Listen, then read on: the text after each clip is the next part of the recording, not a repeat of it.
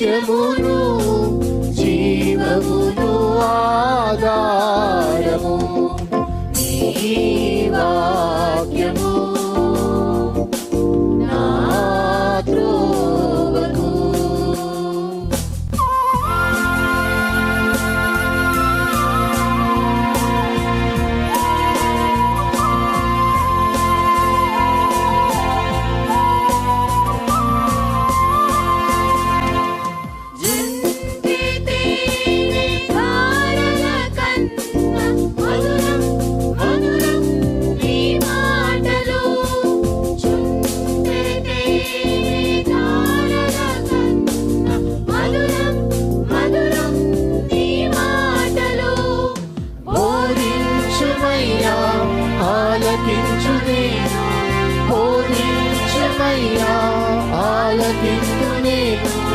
అనుసరింతునయ్యా ఆత్మశక్తితో, అనుసరింతునయ్యా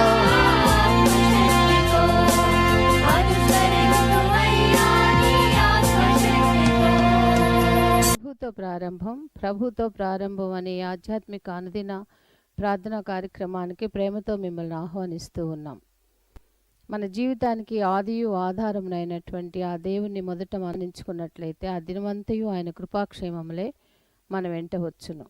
మొదట అవేకునే లేవగానే మరి నీతిసూరుడైనటువంటి ఆయనని చూద్దాం, ఆయన మనలనైన స్వరాన్ని మనం విందాం. మన జీవిత కాలం అంతయు ఆయన ఆశీర్వాదములు దీవెనలు మన మీద కుమ్మరించును. యెషయి 65:24 మనం చూసినట్లయితే వారికి ఈలాగున జరుగును, వారు వేడుకొనుక మునుపు నేను ఉత్తరం ఇచ్చేదను, వారి మనవి చేయుచుండగా నేను ఆలకించెదను. మనవి చేయుచుండగానే ఆయన మన మనవిని ఆలకిస్తున్నాడు. కాబట్టి మరి ప్రతి దినము కూడా ఈ యొక్క అనుదిన ఆధ్యాత్మిక కార్యక్రమంలో మనం పాల్గొన్నట్లయితే మన జీవిత కాలం అంతయు కూడా ఆయన మేలులను మనం పొందుకోగలము. ఆ నిత్యరాజ్యంలో వారసులుగా మనము జీవించగలం. రండి, ప్రభుతో ప్రారంభ కార్యక్రమంలో పాల్గొనండి, ఆత్మీయ మేలులు పొందండి.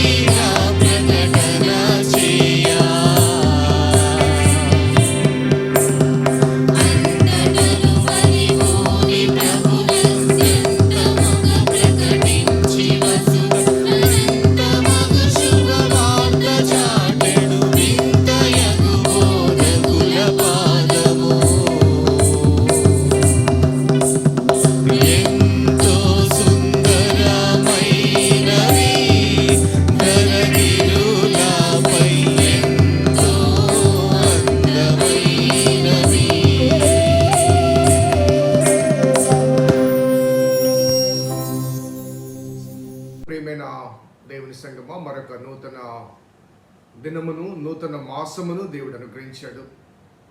2024వ సంవత్సరంలో ప్రవేశించాం. అప్పుడే 2 మాసాలు వెనక్కి వెళ్ళిపోయాయి.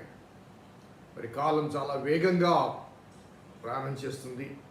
దానికి తగ్గట్టుగా మరి ఆయన రాకడ కూడా చాలా సమీపంగా రాబోతుంది. మరి క్రైస్తవ సమాజం క్రీస్తుని ఎరిగిన వారముగా రాకడ కొరకు సిద్ధపడవలసిన వారమై ఉన్నాం. కాబట్టి ప్రతి మాసం, ప్రతి వారం కూడా హెచ్చరికలు చేయబడుతున్నాయి. ఈ సూచనల మేరకు దేవుని వాక్యములో బలపరచబడటానికి, సిద్ధపరచబడటానికి పరిశుద్ధాత్మ దేవుడు మనతో మాట్లాడను కాక ప్రార్థన చేసుకున్నాం. కృపగల దేవా, దయల తండ్రి, మీ పాదములకు స్తోత్రము చెల్లిస్తున్నాం నాయన. నీ ఉచితమైన దయా సంకల్పాన్ని బట్టి మమ్మల్ని ప్రేమించి అనుదినము అనుగ్రహిస్తున్న ఈ సువర్తమానములు బట్టి ప్రభాస్తుతులు చెల్లిస్తున్నాం. నీ లేఖనాల్లోంచి ఒక్కొక్క వచనాన్ని మేము ధ్యానం చేస్తుండగా ఆయా భక్తుల జీవిత అనుభవాల్లోంచి కొన్ని పాఠములు మేము నేర్చుకుంటుండగా ఉపదేశకుడు నీవు గనక నీవు ఉపదేశించాలని, మేము ఆలకించి అన్వయించుకోవాలని నీవు అభిలషిస్తున్నావు గనక ఈ శ్రేష్టమైన ఆధ్యాత్మిక ధ్యాన కూడికలు మీరు మాకు తోడుగా ఉండి మాతో సంభాషించమని మా రక్షకుడిని యేసు నామమున అడిగి వేడుకొంచున్నాం తండ్రి, ఆమేన్. 5-6 వచనాలు ఒకసారి మనం చదువుకుంటే 3వ కీర్తనలోని, యెహోవా నాకు ఆధారము, కావున నేను పండుకొని నిద్రపోయి మేలుకొందును. 10,000 మంది దండెత్తి నా మీదికి వచ్చి మోహరించినను నేను భయపడను. మరి మొదటి 2 వచనాల్లో నన్ను బాధించువారు విస్తరించి ఉన్నారంటూ, నా మీదకి లేచివారు అనేకులంటూ, దేవుని వలన అతనికి రక్షణ దొరకదు అంటూ వారు మాట్లాడుకుంటున్నారు.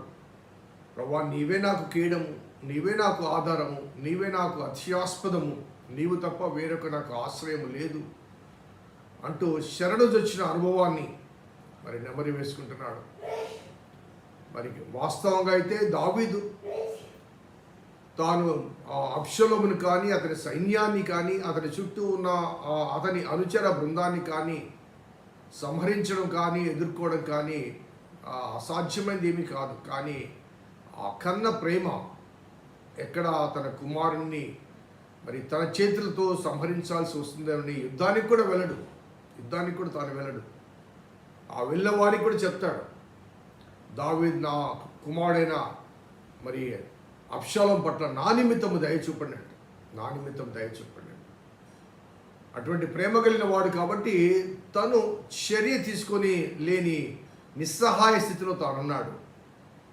కానీ అంత మాత్రం చేత పిరికివాడని కాదు, దేవుని చిత్తానికి విధేయత వ్యక్తపరిచాడు కనుక ఈ శ్రమ కూడా దేవుడు అనుమతించింది అన్న ఆ విషయం అతనికి స్పష్టంగా నాతాను ప్రవక్త ద్వారా మరి సెలవీయబడింది కనుక ఆ శ్రమను భరిస్తూ ఈ శ్రమను అనుమతించిన దేవుడు నాకు తోడుగా ఉన్నాడు అన్న భావన చాలా స్పష్టంగా ఈ వచనాల్లో తెలియచేయబడింది. కొన్నిసార్లు మన జీవితాల్లో కూడా శ్రమ అనుభవాల్లో చాలాసార్లు కృంగిపోతూ ఉంటాం. మరి కీర్తన గ్రంథంలో చాలా స్పష్టంగా ఉంది, శ్రమ దినమున నీవు కృంగిన ఎడల నీవు చేతగాని వాడవుతావు. శ్రమ దినమున నీవు కృంగిన ఎడల నీవు చేతగాని వాడవుతావు. కాబట్టి ఆ శ్రమ దినమున కృంగుదల కన్నా దేవుని మీద ఆధారపడగలిగిన ఆ విశ్వాసాన్ని, నమ్మకాన్ని మనము పెంపొందింప చేసుకోవాలి. ఆ శ్రమ దేవునిలో మనము ఎదగటానికి తోడ్పడుతున్నప్పుడు ఆ శ్రమను స్వాగతించిన అనుభవాలు కూడా ఆయా భక్తుల జీవితాల్లో మనకు కనపడతాయి. సో ఇక్కడ అతను మాట్లాడుతూ అంటాడు, యెహోవా నీవే నాకు ఆధారం, అనగా నీవు తప్ప వేరొక ఆశ్రయదుర్గం నాకు లేదు. శ్రమను అనుమతించింది నువ్వే కాబట్టి ఆ శ్రమను సహించే శక్తి, సామర్థ్యాలు మీరే అనుగ్రహించాలి. కొత్త నిబంధనలో పౌలు కానీ, యాకోబు భక్తుడు కానీ స్పష్టంగా చెప్తాడు, శ్రమను మీరు సహించదగిన దానికంటే ఎక్కువ శ్రమపడు. ఒకవేళ శ్రమలో కూడా ఆ సహింపునకు దేవుడు తోడుగా ఉంటాడు. God's comfort always there. బంగారు ముద్ద కాల్చబడుతున్నప్పుడు కారుతో ఆ ముద్ద పట్టుకుంటాడు. ఆ కారు ఆ కంసాలి చేతిలో ఉంది. కాబట్టి నీవే నాకు ఆధారం అంటూ నేను నెమ్మదిగా నేను పండుకొని నిద్రపోయి మేలుకొందును అంటాడు. కష్టాలు ఉన్నప్పుడు, ఒత్తిడి ఉన్నప్పుడు, శ్రమ ఉన్నప్పుడు, బాధ ఉన్నప్పుడు, బలహీనత ఉన్నప్పుడు, మన జీవన ప్రయాణంలో కొంత అనిశ్చిత స్థితి ఉన్నప్పుడు, ఏం జరుగుతుందో ఏమవుతుందో అదెలా ఇదెలా అనే భావన, అభద్రత మధ్య చాలాసార్లు చాలామంది చెప్పే మాట, రాత్రంతా నిద్ర పట్టలేదండి, పొద్దున్న ఏమవుతుందో, ఏం జరుగుతుందో, ఎలా ఈ సమస్యను ఎదుర్కోవాలో. కొంతమంది విద్యార్థులు పరీక్షల కొరకు సిద్ధపడుతుంటారు. వారు కూడా అదే మాట, రాత్రంతా నిద్రపోలేదు, రాత్రంతా చదువుతున్నారంట. కొంతమంది ఇంటర్వ్యూకి వెళ్ళాలనుకుంటే రాత్రంతా కూడా ఒక ఒత్తిడి మేరకు, కొంతమందికి ఆర్థిక ఇబ్బందులు, మానసిక ఇబ్బందులు, వాటి మీద పడుకొని ఉంటారు కానీ దొరుకుతూ ఉంటారు. ఏ సమయమైనా మెలుకుతూనే ఉంటారు. పడక మీదే ఉంటారు కానీ వారికి నిద్ర పట్టదు. ఎందుకంటే శ్రమ అనుభవాలు ఆ రీతిగా ఉంటాయి. మానసిక ప్రశాంతత ఉండదు. శరీరము పడక మీద ఉంటుంది కానీ మనస్సు పనిచేస్తూనే ఉంటుంది. ఆ మనస్సు మీద ఆ ఒత్తిడి ఉంటుంది. The challenges which we are going to face tomorrow, ఆ ఒత్తిడి మేరకు చాలామందికి ఆ నిద్ర పట్టని భావన, అనుభవాలు ఉంటాయి. కానీ ఇక్కడ భక్తుడు అంటున్నాడు, అంతటి శ్రమలో కూడా నీవు నాకు ఆధారము కావున నేను పండుకొని నిద్రపోయి మేల్కొందును అంట. నేను పండుకొని నిద్రపోయి మేల్కొందును. కొంతమంది భక్తులు ఈ మాటను యేసుక్రీస్తు వారికి అన్వయించి ఆ పండుకొని నిద్రపోయి మేల్కొందును అనే మాట, ఆ పండుకొని అనే మాట అనగా volunteer to surrender himself for suffering and death. తనకు తాను ఆ మరణానికి అప్పగించుకున్నాడు. ఆయనకు తెలుసు 3వ దినమున ఆయన మృత్యుంజయుడు లేస్తాడని. ఆ విషయమే అనేక పర్యాయాలు తన శిష్యులతో చెప్పాడు. కాబట్టి నేను పండుకొని నిద్రపోతాను అనగా కొత్త నిబంధనలో మరణాన్ని నిద్రగా యేసు ప్రభువు బోధిస్తాడు. నిద్రపోతాను, తిరిగి మేల్కొంటాను అనగా మేల్కొనాలంటే నిద్రపోవాలి. నిద్రపోతేనే మేల్కోగలం కదా. ఆ లాజరు ఆ చనిపోయిన అనుభవాల మధ్య యేసు ప్రభువు ఆ చనిపోయి పాతి పెట్టబడిన ఆ 4వ దినమున ఆ బేతనీ గ్రామానికి వచ్చినప్పుడు మార్త ఎదురుగా వస్తుంది. మొదటిగా ఆమెతో సంభాషించిన ఆ సందర్భంలో యేసు ప్రభువు చెప్తాడు, అమ్మా పునరుద్ధానము నేనే అంటాడు. పునరుద్ధానము నేనే అంటూ పునరుద్ధానమును జీవమును నేనే అంటాడు. సో ఒక పునరుద్ధానము జీవము అనగా రిజరెక్షన్ అండ్ లైఫ్. ఆ పునరుద్ధాన ఆ రిజరెక్షన్ అనుభవంలోనికి రావాలంటే దానికి ముందు మరణించిన వ్యక్తి మాత్రమే పునరుద్ధానుడు కాగలడు. అతడు లేపబడాలంటే ముందు మరణించాలి. కాబట్టి ఆ లాజరు చనిపోయిన లాజరు విషయంలో ఆమె విలపిస్తుంటే పునరుద్ధానం నేనే, ఆ తర్వాత జీవాన్ని నేనే, the life after resurrection. So we think about the life before the death. But God in Jesus promised us the life after death, and which begins with the resurrection. పునరుద్ధానంతో ప్రారంభమవుతుంది. ఈ భౌతిక జీవితం మరణంతో ముగిస్తుంది. ఆధ్యాత్మిక జీవితం ఆ ప్రపంచంలో పునరుద్ధానంతో ప్రారంభమవుతుంది. సో చాలా కాన్ఫిడెన్స్గా నేను నెమ్మదిగా పండుకొని నిద్రపోయి మేల్కొందును. ఈ మాట ఆ తర్వాత 4వ కీర్తనలో కూడా మనకు కనబడుతుంది. 4వ కీర్తనలో 4వ వచనం 5-8వ వచనం చూస్తే, మీరు పడకల మీద ఉండగా మీ హృదయంలో ధ్యానము చేసుకుని ఊరకుండుడి. 8వ వచనంలో, యెహోవా నెమ్మదితో పండుకొని నిద్రపోదును, నేను ఒంటరిగా ఉండను, నీవే నన్ను సురక్షితంగా నివసింపచేసేదాం. ఒంటరిగా ఉన్నాను. కొన్నిసార్లు ఒంటరిగా ఇంట్లో ఉండాలంటే భయపడుతుంటారు. ఎవరు లేరే తోడు లేని భయపడతారు. నేను ఒంటరిగా ఉన్నాను, నీవు నాకు తోడుగా ఉన్నావు, నీవు నాకు తోడుగా ఉన్నావు. సో కీర్తనకారుడు 23వ కీర్తనలో యెహోవా నా కాపరి, నాకు లేమి కలదంటూ ఆ శాంతికరమైన జలముల యొద్ద నీవు నన్ను పరుండ చేయుచున్నావు అంటే, అనగా శాంతికరమైన జలాలు అంటే ప్రశాంతంగా ప్రవహించే ఆ నీటి వాగుల దగ్గర నన్ను పరుండ చేస్తాను. మరి మామూలుగా జలముల యొద్ద అనే మాట శాంతికరమైన, లేకపోతే అవి ప్రవహించే అలలతో ప్రవహించే నీటికి వాటికి వీటికి తేడా ఏంటంటే, ఈ శాంతికరమైన జలముల దగ్గర ప్రశాంతంగా ప్రవహించే ఆ పల్చటి లేకపోతే చక్కని నీటి ప్రవాహం దగ్గరికి క్రూర మృగాలు వస్తాయి. క్రూర మృగాలు ఎప్పుడు కూడా అలజడితో ఉన్న అలలతో ఉన్న నీటి ప్రవాహంలో నీటిని అది తేల్చబడిన ఆ నీటి ప్రవాహంలో చాలా చక్కని నీరు పైన తేలుతూ ఉంటుంది. కింద ఉన్న మలినం పైకి రాదు. అలలు ఉన్నప్పుడు కింద ఉన్న మలినం పైకి వచ్చి మొత్తం ఆ నీరంతా కలుషితం అవుతుంది. కానీ శాంతికరమైన జలాలలో నీరు చక్కగా ఉంటుంది. అడుగు భాగం కూడా కనిపించేంత స్పష్టంగా ఉంటుంది. ఆ నీటిని తాగుతాయి వైల్డ్ యానిమల్స్. ఆ నీటి దగ్గరికి వస్తాయి చిరుతపుళ్ళు. కాబట్టి శాంతికరమైన జలముల యొద్ద నన్ను పరుండ చేస్తున్నావు అంటే, మరి అక్కడికి ఆ వైల్డ్ యానిమల్స్ వచ్చే ఆ ప్రదేశంలో కూడా నన్ను హాయిగా పడుకోబెడుతున్నావు, హాయిగా పరుండనిస్తున్నావు.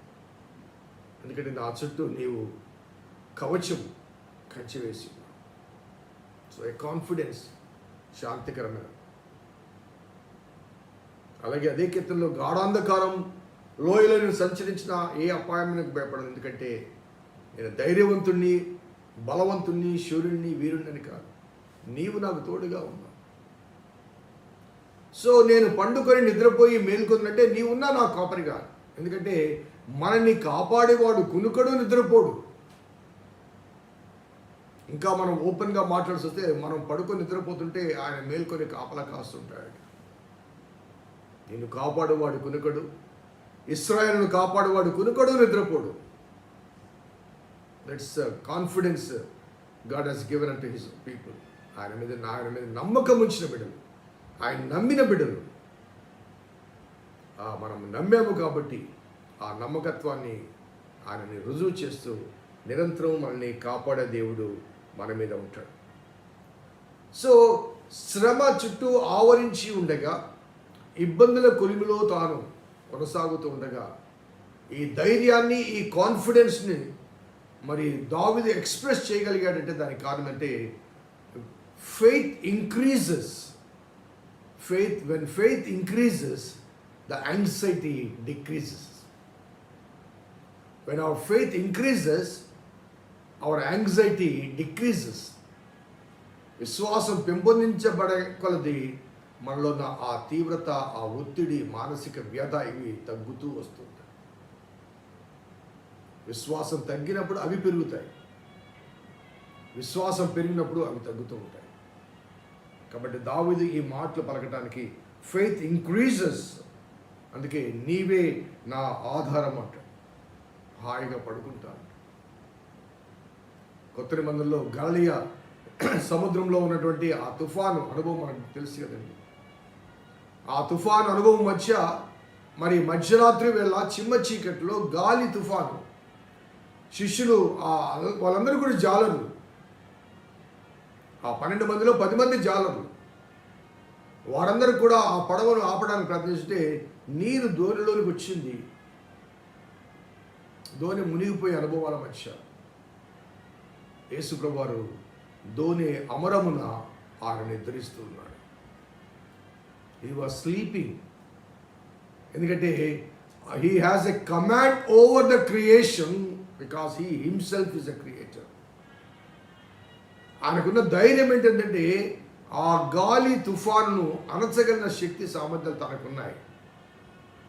ఆ విశ్వాసం అనగా మాతో ఆ గాలిని, ఆ తుఫాన్ను, ఆ సమస్యను అణిచే శక్తిమంతుడైన యేసయ్య మాతో ఉన్నాడన్న ధైర్యం శిష్యులకు కలగాలని చెప్పి ఆయన నిద్రపోతున్నాడు. అక్కడ వారిలో విశ్వాసం పెంపొందింప చేయడానికి దేవుడు అనుమతించిన ఆశ్రమం. ఆయన బలవంతం చేశాడు రాత్రి వేళ పడవ కట్టమని. ఎందుకంటే ఆయన వారితో ఉన్నాడన్న ఆ రికగ్నైజేషన్, ఆ గుర్తింపు కొరకు. అందుకే గాఢాంధకారంలో నేను భయపడను, నీవు నాకు తోడుగా ఉన్నావు అంటాడు దావీదు. అదే దావీదు ఇక్కడ అంటాడు, నేను నెమ్మదిగా పడుకొని నిద్రపోతాను, నీవే నాకు ఆధారం, నేను భయపడను అంటూ చెప్పిన ఈ మాటలు ఒకసారి జ్ఞాపకం చేసుకుంటే 10,000 మంది దండెత్తి నా మీదకి వచ్చినాను, మోహరించడం నేను భయపడను. 91వ కీర్తనలో మనకేమందండి 7వ వచనంలో, నీ ప్రక్కన 1000 మంది పడినను, నీ కుడి ప్రక్కన 10,000 మంది కూలను, అపాయము నీ యొద్దకు రాదు. సో 10,000 మంది దండెత్తి వచ్చినప్పటికీ కూడా నాకు నా దేవుడు ఉన్నాడు. He is sufficient to me, he is sufficient to me అనే భావన మరి చాలా స్పష్టంగా కనబడుతుంది. విశ్రందు దేవుని బిడ్డలారా, ఈ 2 వచనాలు ఎంతో స్పష్టమైన ఊరట కలిగింపచేస్తున్నాయి, సేద తీరుస్తున్నాయి. మిగతా 2 వచనాల్లో ఇంకా చక్కని భావన దావీదు పలుకుతున్నాడు. ప్రార్థన చేద్దాం. కృపగల దేవా, దయ తండ్రి, మీ పాదములకు స్తోత్రము చెల్లిస్తున్నాం నాయన. నీ ఉచితమైన దయా సంకల్పాన్ని బట్టి మమ్మల్ని ప్రేమించి మాకు కలిగిస్తున్న నిరీక్షణ, ఆదరణ, శ్రేష్టమైన నెమ్మది నీ లేఖనాల నుంచి మాకు వినిపిస్తున్నారు. ప్రభాస్తుతులు చెల్లిస్తూ మా జీవితాల్లో కూడా ప్రభా అటువంటి అనుభవాలు కలిగినప్పుడు మాకు కాపరిగా, మాకు తోడుగా ఉన్నందుకు స్తుతులు చెల్లిస్తూ, ఈ దావీదు లాంటి అనుభవాలు నా జీవితంలో, మా జీవితంలో కలిగినప్పుడు దావీదు వల్లే మేము కూడా నీవే నాకు ఆధారం అంటూ ధైర్యాన్ని వహించి విశ్వాసాన్ని పెంపొందింప చేసుకుంటూ మాలో ఒత్తిడి కలిగించే అంశాన్ని అణిచివేయటకు మీ సహాయం తెచ్చింది. మా రక్షకుడైన యేసు నామమున అడిగి వేడుకొనిస్తున్నాం తండ్రి, ఆమేన్. తండ్రి, కుమార, పరిశుద్ధ ఆత్మ త్రియేక దేవుని దీవెన ఈ వాక్యం విన్న బిడ్డలకు, వాక్యాభిలాషులకు సదా తోడైనది కాక. ఆమేన్. God bless you. దేవుని దీవించుగాక.